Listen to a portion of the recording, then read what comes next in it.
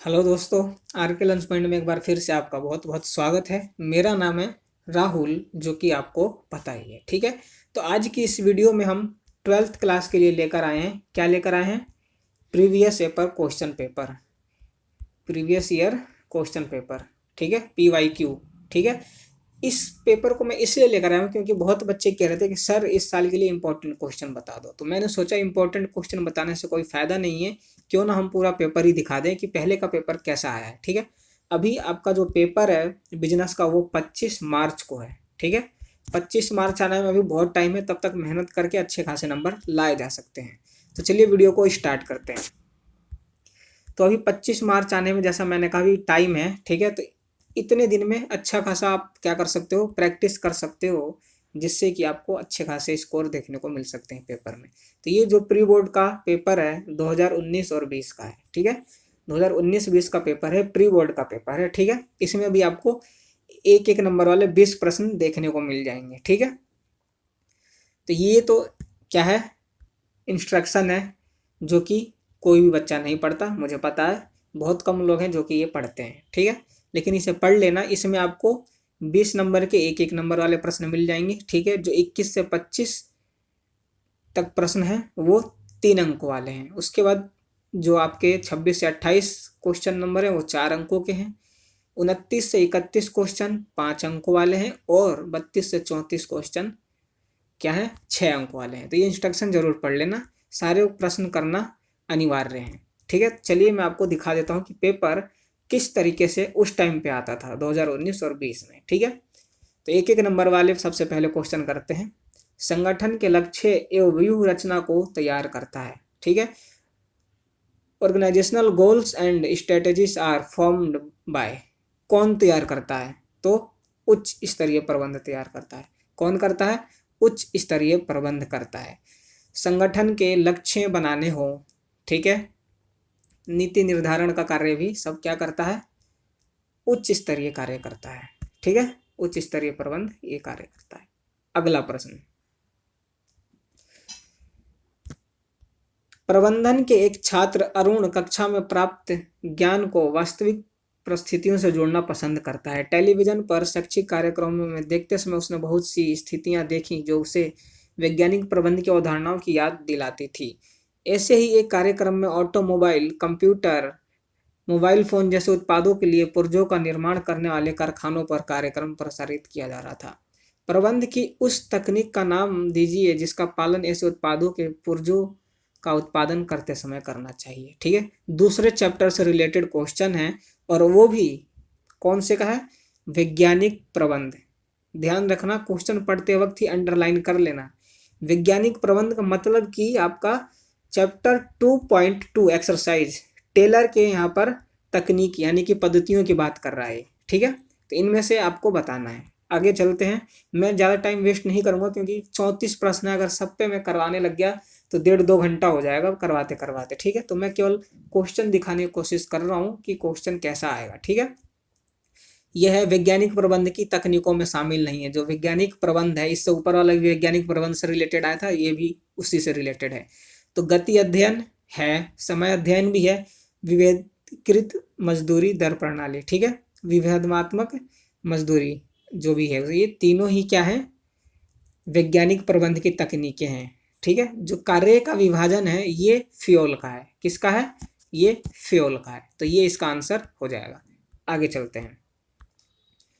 Court ने plastic की थैलियों पर प्रतिबंध लगाया। यह वातावरण किस आयाम के अंतर्गत आएगा? कोर्ट से रिलेटेड जितने भी आदेश होते हैं वो वैधानिक में आते हैं। ठीक है, क्या आप चैप्टर पढ़ाते टाइम मैंने बताया था कि कोर्ट से रिलेटेड, कोर्ट से जितने भी आपके आते हैं आदेश वो सारे वैधानिक वातावरण के अंतर्गत आएंगे। ठीक है, अगला, किसी निश्चित कार्यों को पूर्ण करने के लिए उठाए जाने वाले विभिन्न क्रमबद्ध चरण क्या कहलाते हैं? प्रबंध कहलाते हैं। क्या कहलाते हैं? प्रबंध कहलाते हैं। ठीक है, आगे बढ़ते हैं। अनुज्ञा फूड्स लिमिटेड ब्रेड की व्यापारी है। इसका पंजीकृत कार्यालय दिल्ली में है, उत्पादन इकाई सोलन में तथा विपणन विभाग हरियाणा में। कंपनी को अपने उद्देश्यों को प्राप्त करने के लिए किस प्रकार का संगठन ढांचा अपनाना चाहिए। यहाँ पर संगठन ढांचा पूछा है, मतलब कि अगर संगठन ढांचा आ गया तो इतना देखते के साथ ही तुम्हारे दिमाग में फट देने से ये आ जाना चाहिए कि चैप्टर कौन सा है। संगठन चैप्टर नंबर 5, चैप्टर 5 संगठन से रिलेटेड ये बातें हैं और उसमें भी संगठन ढांचों के बारे में पूछ रहा है। तो इसमें कौन सा आएगा, यहाँ पर केवल एक प्रोडक्ट है वो ब्रेड है, इसलिए यहाँ पर क्या आएगा, क्या आएगा, डिविजनल संगठन ढांचा नहीं आएगा। ध्यान रखना कहीं डिविजनल लिखकर आ जाओ तो गलत हो जाएगा। यहाँ पर डिविजनल संगठन ढांचा नहीं आएगा, जो पहले वाला है संगठन ढांचा वो संगठन ढांचा आएगा। ठीक है, ध्यान रखना। आगे चलते हैं। उत्पादन प्रबंध। उत्पादन प्रबंध से 500 इकाइयों के प्रतिदिन के उत्पादन लक्ष्यों को प्राप्त करने के लिए कहा, लेकिन उसने फॉरमैन को औजारों तथा कच्चे माल को माल खाने से प्राप्त करने का अधिकार नहीं दिया। यहाँ किस सिद्धांत का उल्लंघन हुआ है। ठीक है, बात किसकी है, फ्योल के सिद्धांतों की बात आ रही है यहाँ पर। इसने क्या किया, उसको अधिकार नहीं दिया है, मतलब कि उसने उसको उत्तरदायित्व तो सौंप दिया कि इतनी इकाइयां हमें प्राप्त करनी है प्रतिदिन, लेकिन अधिकार नहीं दिए।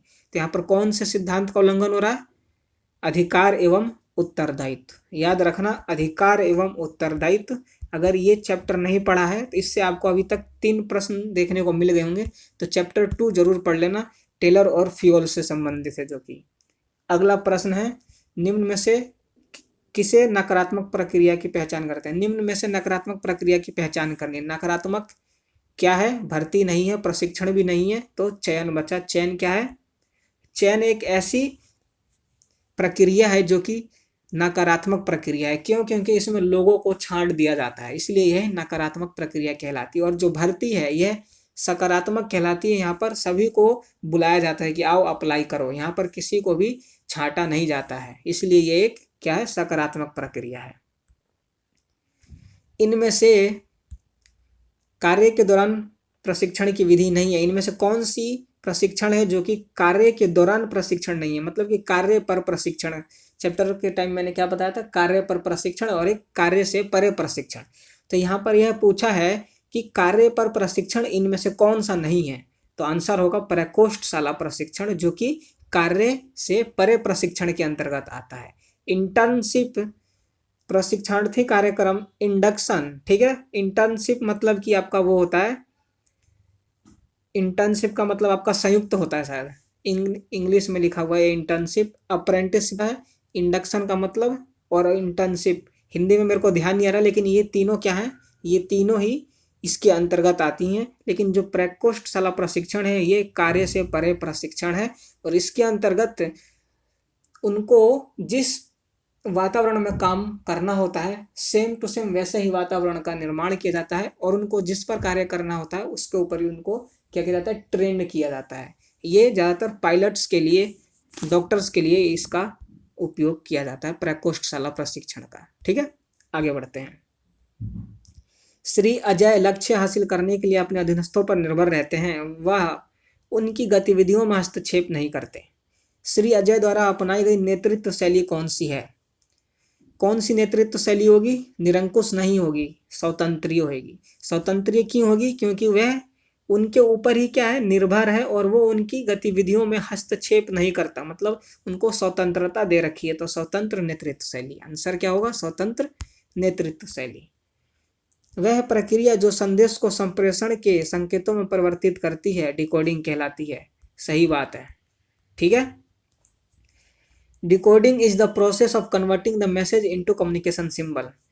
जो मैसेज आता है प्रेषक के पास से उसको कम्युनिकेशन सिंबल्स में कन्वर्ट करने का कार्य डिकोडिंग कहती है। ठीक है, आगे बढ़ते हैं।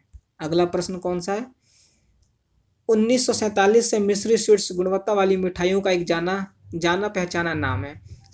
मिश्री स्वीट्स के मालिक नीरज पिछले 4 मास से बिक्री में कमी के कारण परेशान थे। जब उन्होंने इसके विषय में बिक्री प्रबंधक से पूछताछ की तो विक्रय प्रबंधक ने रिपोर्ट दी कि मिठाई की गुणवत्ता के विषय में कुछ शिकायतें हैं। अतः नीरज ने मिठाइयों के नमूनों की जांच का आदेश दिया।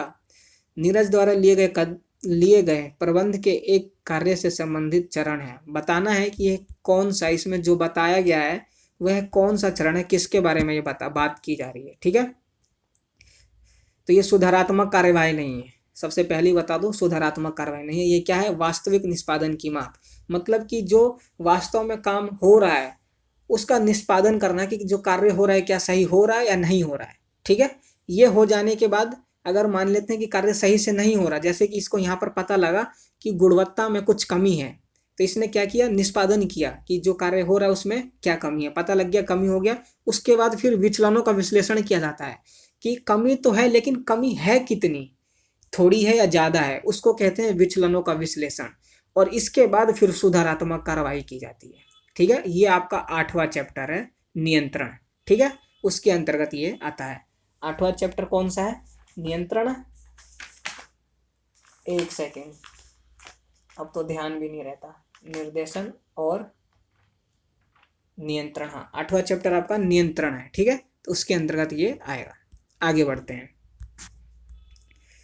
वित्तीय उत्तोलन अनुकूल कहलाता है। वित्तीय उत्तोलन अनुकूल कब कहलाता है, जब निवेश पर आय ऋणों की लागत से ऊंची हो। जो भी आपने इन्वेस्ट कर रखा है उस पर जो आपकी इनकम होती है, अगर वो आपकी ऋणों से ज्यादा है, मतलब कि कंपनी आपकी प्रॉफिट में है, तो वही वित्तीय उत्तोलन कहलाता है। ठीक है, आगे बढ़ते हैं। फाइनेंशियल लीवरेज कहलाता है। आगे बढ़ते हैं। वित्तीय नियोजन से तात्पर्य निश्चित रूप से एक संगठन के भविष्य प्रचालन से संबंधित खाका तैयार करना है। फाइनेंशियल ब्लूप्रिंट आपको ये 10वें चैप्टर में मिल जाएगा। ठीक है, फाइनेंशियल ब्लूप्रिंट तैयार करना यानी कि वित्तीय खाका। जब मैं आपको वित्तीय नियोजन की डेफिनेशन बता रहा था फाइनेंशियल प्लानिंग की, तो उसी ये जो लाइन है ये पूरी की पूरी डेफिनेशन के अंतर्गत है। ये पूरी वित्तीय नियोजन की क्या है, डेफिनेशन ही है। ठीक है, आगे बढ़ते हैं। कपिल लिमिटेड का ऋण क्षमता अनुपात 2.5:1 है, जबकि रोहित लिमिटेड का ऋण क्षमता अनुपात 1:1 है।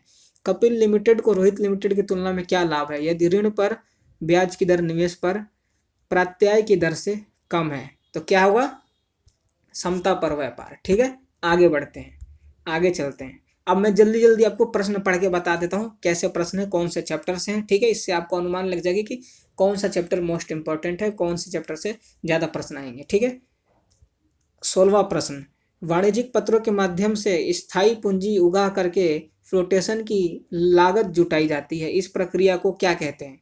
इस प्रक्रिया को आपका क्या कहते हैं, फाइनेंशियल मैनेजमेंट कहते हैं। ठीक है, 10वें चैप्टर से अभी आपके क्वेश्चन आ रहे हैं। ठीक है, औद्योगिक मशीनों का उत्पादन करने वाली एक प्रसिद्ध कंपनी सीमा लिमिटेड को अपने व्यवसाय का विस्तार करने हेतु 10 करोड़ अतिरिक्त पूंजी की आवश्यकता है। कंपनी के मुख्य कार्यकारी अधिकारी श्री नरेश समता के माध्यम से एक वित्त एकत्रित करना चाहते हैं। वित्त प्रबंधक श्री सचिन ने सुझाव दिया कि निवेशक अंशों का विक्रय मध्यस्थों के माध्यम से किया जाए क्योंकि वह कम महंगा पड़ेगा। श्री सचिन द्वारा सुझाई गई विधि का नाम क्या है। जो सचिन ने बेचने की, मतलब निवेशकों को बेचने का जो सुझाव दिया है उसका नाम पूछा, इसमें कि उसका नाम क्या है। निजी नियोजन, अधिकार निर्गमन, इलेक्ट्रॉनिक आरंभिक सार्वजनिक निर्गम, नहीं, बिक्री का प्रस्ताव। इसने क्या किया है, बिक्री का प्रस्ताव दिया है, बेचा जाना चाहिए। ठीक है, आगे बढ़ते हैं। एक टेलीविजन निर्माता कंपनी संभावित ग्राहकों को इसके टेलीविजन सेट क्रय करने हेतु प्रेरित करने के लिए विज्ञापन तथा विक्रय प्रवर्तन तकनीकों पर भारी राशि व्यय कर रही है। यहाँ पर संदर्भित विपणन मिश्रण के तत्व की पहचान कीजिए। मिश्रण तत्व 11वां चैप्टर आ गया। ठीक है, 11वें चैप्टर में यह प्रश्न, और इसमें क्या कर रहा है, ये विज्ञापन और विक्रय परिवर्तन की तकनीकों पर राशि व्यय कर रहा है, इन्वेस्टमेंट कर रहा है। तो मतलब क्या कर रहा है, उत्पादन नहीं, स्थान नहीं, मूल्य नहीं, क्या कर रहा है, प्रमोशन कर रहा है, इन सब का प्रमोशन कर रहा है। ठीक है, आगे बढ़ते हैं। शेविंग क्रीम की ट्यूब साधारणतः गत्ते के बक्स में रखी होती है, यह कहलाती है द्वितीय पैकेजिंग कहलाती है। किसी भी प्रोडक्ट की 3 पैकिंग होती हैं, जो कि मैंने चैप्टर पढ़ाते टाइम ही बताया था, प्राथमिक, द्वितीयक और तृतीयक। ठीक है, प्राथमिक वो होता है जिसके अंदर, जैसे कोलगेट जो जिस ट्यूब के अंदर होती है वो उसका प्राथमिक। ठीक है, जब दुकान से खरीद के लाते हो एक सिंगल कोलगेट, तो वो जिस गत्ते के डिब्बे में होती है वो उसकी द्वितीय है। और जब आप एक साथ बहुत सारे कोलगेट लाते हो तो वो एक आपको बड़े से कार्टन में मिलता है, तो वो कार्टन उसका तृतीय पैकेजिंग होता है। तो ये ध्यान रखना। ठीक है, आगे बढ़ते हैं। प्राची ने 3000 की एक प्रसिद्ध ब्रांड की इस्त्री खरीदी, लेकिन उपयोग करते समय उसे बिजली का करंट लग गया। प्राची ने अपने अधिकार का प्रयोग करना चाहती है। किस अधिकार के अंतर्गत प्राची को संरक्षित किया जा सकता है?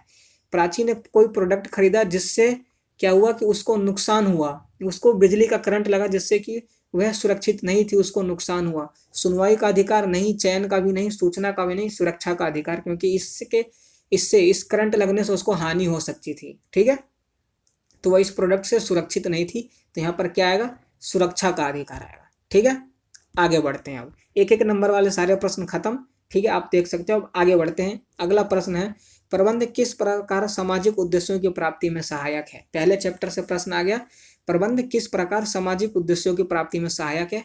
ठीक है, मैंने प्रबंध के आपको 3 उद्देश्य बताए थे, व्यक्तिगत, सामाजिक और संगठनात्मक। ठीक है, 3 उद्देश्य होते हैं। हो सकता है जल्दबाजी में एक आधा ऊपर नीचे बोल दिया हो तो कोई बात नहीं, देख लेना। लेकिन सामाजिक उद्देश्यों को वो कैसे प्राप्त करती है? ठीक है, 3 नंबर का प्रश्न है तो आपको मिनिमम इसमें 3 पॉइंट लिखने ही है। कैसे? रोजगार उपलब्ध करा के, ठीक है, लोगों आसपास के जो लोग होते हैं जीवन स्तर में सुधार करके, ठीक है, 2 हो गए, और भी हॉस्पिटल्स ओपन करवा के, ठीक है, रोजगार उपलब्ध करवा के, बहुत सारी चीजें होती है जो करके क्या करती है, अपना सामाजिक उद्देश्य पूरा करती है। तो उनके बारे में आप बता सकते हो। अथवा समन्वय की 3 विशेषताएं बता सकते हो। समन्वय, कोऑर्डिनेशन, 3 विशेषताएं। इसकी विशेषताएं 7 या 8 हैं, जिनमें से 3-4 तो कॉमन है। जैसे कि समन्वय एक सतत प्रक्रिया है, समन्वय सतत है। ठीक है, समन्वय जानबूझकर किया जाने वाला कार्य है। ठीक है, समन्वय सर्वव्यापी है। ये 3 ऐसी विशेषताएं हैं जो कि पूरी बिजनेस स्टडी में आपको पढ़ने को मिल जाएगा। तो यह 3 भी यहाँ पर बता सकते हो। ठीक है, अब आगे बढ़ते हैं। केसर लिमिटेड हरियाणा में अपनी उत्पादन इकाई में छोटी कारों का उत्पादन कर रही है। इसकी कारों की मांग प्रतिवर्ष 20% की दर से बढ़ रही है। यह पुणे में एक नई उत्पादन इकाई की स्थापना की योजना बना रही है। इसके लिए कंपनी को लगभग 2500 करोड़ की स्थायी पूंजी तथा 700 करोड़ की कार्यशील पूंजी की आवश्यकता है। कंपनी ने कार्यशील पूंजी व्यवस्था पहले से कर ली है। ठीक है, कार्यशील पूंजी की व्यवस्था इसने पहले से ही कर ली है। तो ऐसे किन्हीं 3 कारकों का उल्लेख कीजिए जिन्हें स्थायी पूंजी की व्यवस्था हेतु वित्त प्रबंधक को ध्यान में रखना चाहिए। यहाँ पर यह कह रहा है कि हमें वह कारक कौन से हैं जिनका ध्यान रखना चाहिए, कब स्थायी पूंजी की व्यवस्था करते टाइम हमें किन किन बातों का ध्यान रखना चाहिए। तो जब भी मैंने आपको चैप्टर पढ़ाया था, कौन सा चैप्टर आएगा ये? फाइनेंशियल मैनेजमेंट, वित्तीय प्रबंध है। ठीक है, तो इसमें आप स्थायी पूंजी की आवश्यकता को प्रभावित करने वाले घटकों को लिख सकते हो। 3 कारक बोले हैं, तो आप इसके जो भी पर इसको स्थायी पूंजी को प्रभावित करने वाले घटक हैं उसके बारे में यहाँ पर 3 पॉइंट लिख सकते हो। इन बातों का हमें ध्यान रखना चाहिए, जैसे कि व्यवसाय की प्रकृति, क्रियाओं का पैमाना, चयन की पद्धति, बहुत सारी हैं। आप कोई से भी 3 इस पे लिख सकते हो। ठीक है, आगे बढ़ते हैं। सेबी के किन्हीं 3 विकास कार्यों का उल्लेख करिए। विकास कार्य, ध्यान रखना, यहाँ पर उसने क्या पूछा है? विकास कार्य पूछा है। विकास कार्य, सेबी के 3 कार्य होते हैं। ठीक है, जो कि मैंने आपको पहले ही बताया है, एक बार फिर से बता देता हूँ क्योंकि ये इंपॉर्टेंट है और पेपर में आपको देखने को जरूर मिलेगा, क्योंकि हर बार ये प्रश्न पूछा जाता है। कौन कौन से सेबी के 3 कार्य हैं? संरक्षात्मक यानी कि प्रोटेक्टिव, ठीक है, प्रोटेक्टिव पहला। दूसरा है आपका रेगुलेटरी यानी कि संचालन संबंधी, ठीक है, और तीसरा क्या है? विकास संबंधी। तो इसने आपसे क्या पूछा है? विकास संबंधी 3 कार्य पूछे, मतलब कि विकास संबंधी जो इसके कार्य हैं, इसके अंतर्गत ऐसे 3 कौन कौन से कार्य हैं जो कि सेबी करती है। तो इसमें कोई से भी 3 कार्य आप लिख सकते हो, जैसे कि मध्यस्थों को प्रशिक्षण देना, ठीक है, लोचशील दृष्टि को अपनाना, ठीक है, शोध कार्य करना, सुधारात्मक कार्यवाही करना। ये 3 पॉइंट है जो कि आप इसमें आसानी से लिख सकते हो और 3 नंबर आपके कहीं भी नहीं जाते। ठीक है, अगला प्रश्न है, ब्रांडिंग के कारण लागत में वृद्धि होती है। उदाहरण, पैकेजिंग, लेबलिंग, कानूनी संरक्षण, संवर्धन की लागत। फिर भी इससे विक्रेता या उपभोक्ता को अनेक लाभ हैं। क्या आप इससे सहमत हैं? अपने उत्तर के समर्थन में कारण दीजिए। ब्रांडिंग के कारण लागत में वृद्धि होती है, मतलब कि आप ब्रांडिंग करते हो अपने प्रोडक्ट का, जैसे कि पैकेजिंग, लेबलिंग, कानूनी संरक्षण, संवर्धन, प्रमोशन वगैरह, इन सब के ऊपर खर्चा करते हो, तो क्या होता है कि उस प्रोडक्ट की लागत, वो जो इसके ऊपर भी आप, जिस प्रोडक्ट का ऊपर आप ये कर रहे हो, उस प्रोडक्ट की लागत बढ़ जाती है। ठीक है, लेकिन फिर भी इससे विक्रेता और उपभोक्ता को अनेक लाभ हैं। क्या आप इस बात से सहमत हो? अगर सहमत हो तो कारण बताओ। ठीक है, सहमत हो तो उसके कारण भी बताना है कि आप क्यों सहमत हैं। आप बहुत सारी चीजें इसमें लिख सकते हो, जिससे सबसे पहले विक्रेता को क्या लाभ होते हैं कि विक्रेता अपने ब्रांड के, अपने प्रोडक्ट के बारे में उपभोक्ता को आसानी से समझा सकता है, और विक्रेता अपने प्रोडक्ट को अनलिमिटेड क्षेत्र तक पहुंचा सकता है। जरूरी नहीं है कि केवल एक क्षेत्र में ही क्या हो, सीमित रहे। ब्रांडिंग के माध्यम से वो पूरे वर्ल्ड वाइड में अपने प्रोडक्ट के बारे में बता सकता है उपभोक्ताओं को। उपभोक्ता के क्या लाभ है कि वो आसानी से हर एक प्रोडक्ट के बारे में जान सकते हैं, उसकी क्वालिटी वगैरह हर एक चीज, छोटी से छोटी बातों के बारे में जान सकते हैं, और वो संतुष्ट हो सकते हैं। ठीक है, तो बहुत सारी चीजें हैं जो आप इसके बारे में यहाँ पर लिख सकते हो। 3 नंबर कहीं भी नहीं जा रहे हैं। अगला प्रश्न, आंचल ने एक दुकानदार से 1 लीटर शुद्ध देसी घी खरीदा। इसका उपयोग करने के बाद उसे संदेह हुआ कि घी मिलावटी है। उसने एक प्रयोगशाला में प्रशिक्षण के लिए भेजा और यह निश्चित हो गया कि घी मिलावटी है। आंचल यदि शिकायत करती है और उपभोक्ता अदालत शिकायत की यथार्थ से संतुष्ट है, तो आंचल को उपलब्ध किन्हीं 3 रियायतों का उल्लेख कीजिए। चैप्टर 12 क्या है? उपभोक्ता संरक्षण। यहाँ पर आपको उपभोक्ता को उपलब्ध राहत, जब मैंने पढ़ाया था, कम से कम 8 से 9 या 10 थे। उनमें से कोई से भी आप यहाँ पर 3 पूछे गए हैं आपसे, 3, कोई से भी 3 आप यहाँ पर लिख सकते हो। जैसे कि वस्तु को बदलना, जो मिलावटी घी था वो उसको बदलवा सकती है। कीमत की वापसी, जितने का उसने घी खरीदा था वो पैसा वापस ले सकती है। क्षतिपूर्ति का भुगतान, अगर उसके खाने से अगर उसको कोई नुकसान हुआ है, उसको कोई क्षति हुई है, तो वो उसका भी भुगतान ले सकती है। ठीक है, तो 3-4 चीजें तो मैंने बता दी, बहुत सारी हैं, आप उनमें से कोई सा भी लिख सकते हो। तो चैप्टर 12 से आपको यहाँ पर प्रश्न देखने को मिल गया। ठीक है, आगे बढ़ते हैं। टेलर एवं फ्यूल के सिद्धांत परस्पर पूरक हैं। ठीक है, एक विश्वास करता है कि प्रबंध को यदि कर्मचारियों की ओर से कोई रचनात्मक सुझाव आता है तो उस पर ध्यान देना चाहिए, जबकि दूसरे का सुझाव है कि एक अच्छी कंपनी में कर्मचारी सुझाव पद्धति होना चाहिए, जिसमें उन सुझावों को पुरस्कृत किया जाना चाहिए, जिसके फलस्वरूप समय व लागत में ठोस कमी आए। उपरोक्त अनुच्छेद में उल्लेखित टेलर व फ्यूल के सिद्धांतों को पहचानिए व समझाइए। जो ऊपर ये बात बताई है इसने इस पैराग्राफ में, इसमें टेलर और फ्यूल के सिद्धांतों के बारे में बताया गया, तो उसी इनको पढ़कर आपको उनके सिद्धांतों को पहचानना है और उनके बारे में आपको बताना है। ठीक है, इसमें टेलर और फ्यूल दोनों के सिद्धांत छिपे हुए हैं। जैसे कि एक विश्वास करता है कि प्रबंध को यदि कर्मचारियों की ओर से कोई रचनात्मक सुझाव आता है तो उस पर ध्यान देना चाहिए। फ्यूल का सिद्धांत यहाँ पर लागू हो सकता है, कौन सा? पहल क्षमता।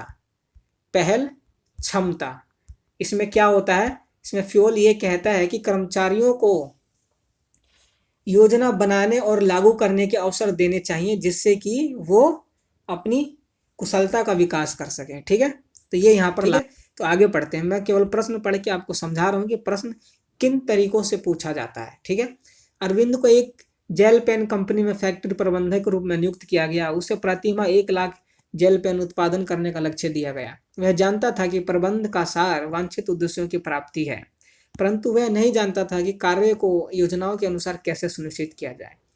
आवश्यक प्रक्रिया की पहचान कीजिए तथा उसमें शामिल चरणों का वर्णन करते हुए अरविंद को सुझाव दीजिए ताकि वह वांछित उद्देश्यों की प्राप्ति में सफल हो सके।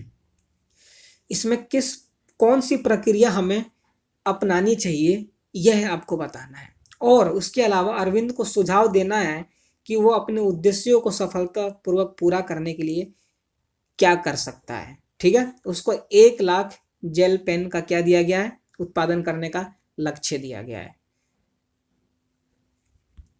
आगे बढ़ते हैं।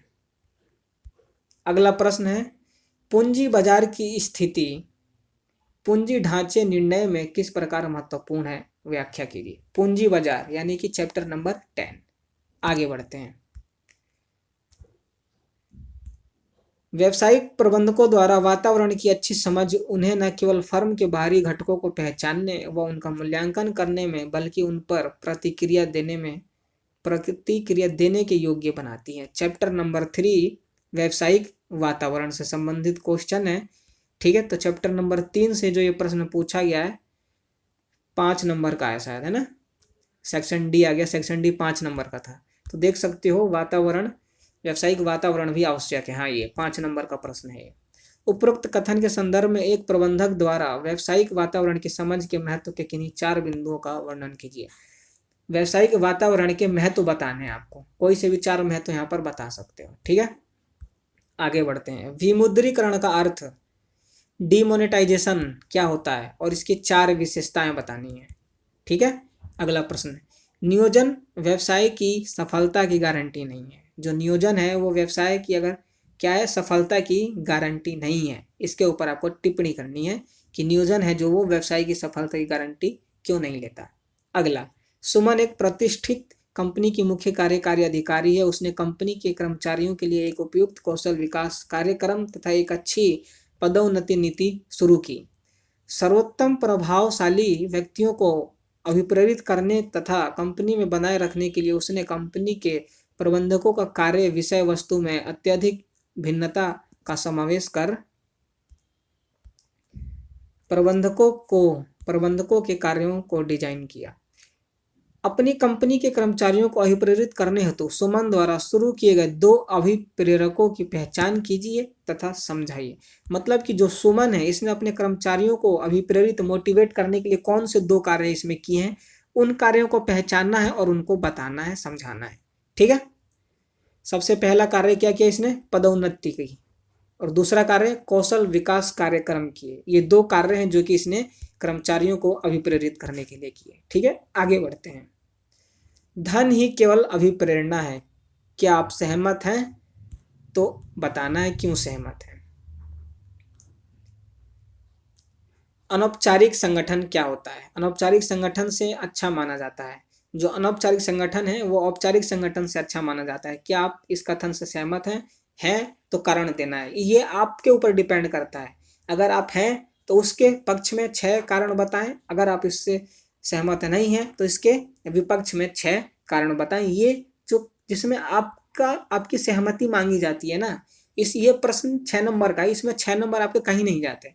इसमें आपको बताना है कि आप इसमें सहमत हो तो क्यों हो और नहीं हो तो क्यों नहीं हो। कम से कम इसमें 5 नंबर तो आपके 100% कन्फर्म है, लेकिन ये प्रश्न छोड़ना कभी नहीं जिसमें आपकी सहमति मांगी गई हो। ठीक है, विकेंद्रीकरण एक ऐच्छिक नीति है। समझाइए कि एक संगठन विकेंद्रीकृत होने क्यों पसंद करता है। ठीक है, विकेंद्रीकृत करने से क्या होता है कि जो उच्च अधिकारी होते हैं उनके कार्यभार में कमी आती है, क्योंकि यहाँ पर क्या किया जाता है, अधिकार का क्या किया जाता है, विकेंद्रीकरण कर दिया जाता है। तो इसके बारे में भी आप यहाँ पर बता सकते हो। ठीक है, अगला प्रश्न, मिस मधुबाला ने हाल ही में मानव संसाधन प्रबंध में अपना व्यावसायिक प्रशासन का कोर्स पूरा किया।